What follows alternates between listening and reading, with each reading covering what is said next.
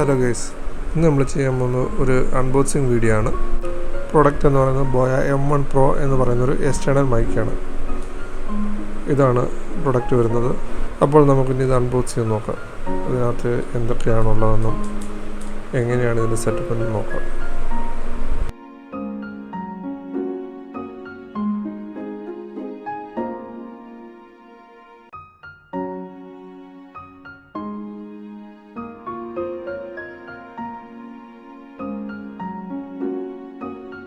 അത്യാവശ്യം ഒരു premium quality packing ആണ് ഇതിൽ വന്നിരിക്കുന്നത്.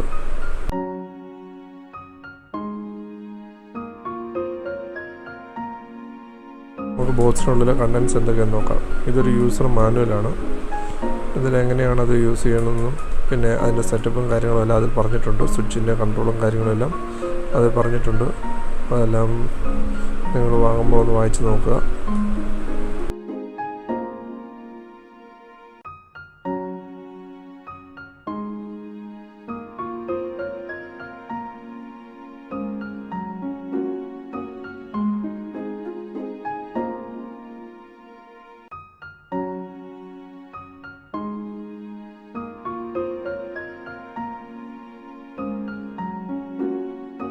അതുപോലെ തന്നെ അടുത്തതായിട്ട് ഇതിലുള്ളത് അതിൻ്റെ വാറണ്ടി കാർഡാണ്. ഇതിൽ ഇന്ത്യയിൽ ഇതിന് വാറണ്ടി അവൈലബിൾ ആണോ എന്ന് എനിക്കറിയത്തില്ല. പിന്നെ അതുപോലെ തന്നെ ഒരു പ്രീമിയം ക്വാളിറ്റി ഒരു ലെതർ കേസ്, ലെതറല്ല റെക്സിൻ കേസ് ഇതിലൂടെ വന്നിട്ടുണ്ട്. പിന്നെ അതിനുള്ളിലാണ് ഈ പ്രോഡക്റ്റ് നമ്മുടെ എക്സ്റ്റേണൽ മൈക്ക് പാക്ക് ചെയ്തിരിക്കുന്നത്. ഇതാണ് ബോയ M1 Pro എന്ന് പറയുന്ന എക്സ്റ്റേണൽ മൈക്ക്. ഇത് കൊണ്ടു നടക്കാനായിട്ട് അവരുടെ പാക്കിങ്ങിൽ തന്നെ ഒരു ക്യാരിയും പൗച്ച് വന്നിട്ടുണ്ട്. ബോയ എന്ന ബ്രാൻഡ് നെയിം പഞ്ച് ചെയ്തിട്ടുള്ള ഒരു റെക്സിൻ കേസാണിത്.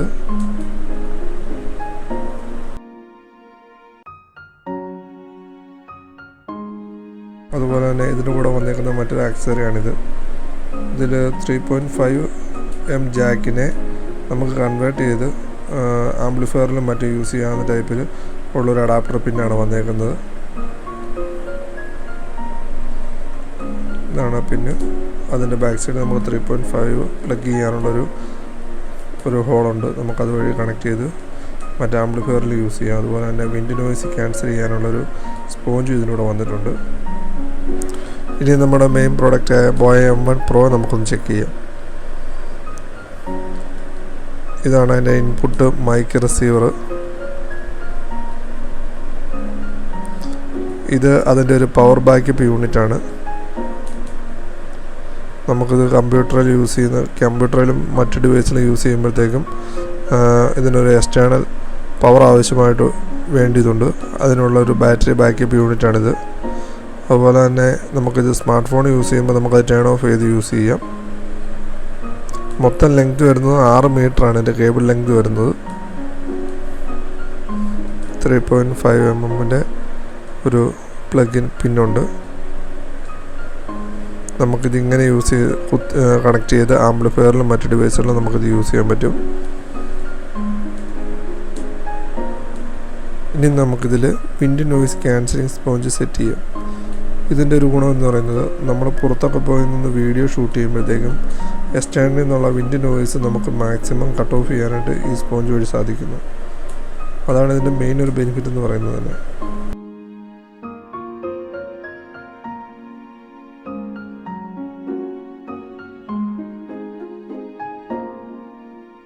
ഇതിൽ വരുന്ന മറ്റൊരു ആക്സസറിയാണ് നമുക്ക് കോളറിലൊക്കെ പ്ലഗ് ഇൻ ചെയ്ത് യൂസ് ചെയ്യാൻ പറ്റുന്നൊരു ക്ലിപ്പാണ്.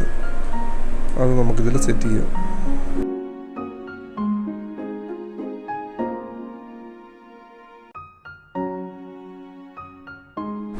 ഇനി നമുക്കിതിൻ്റെ പവർ ബാക്കപ്പ് യൂണിറ്റ് ഒന്ന് ചെക്ക് ചെയ്യാം.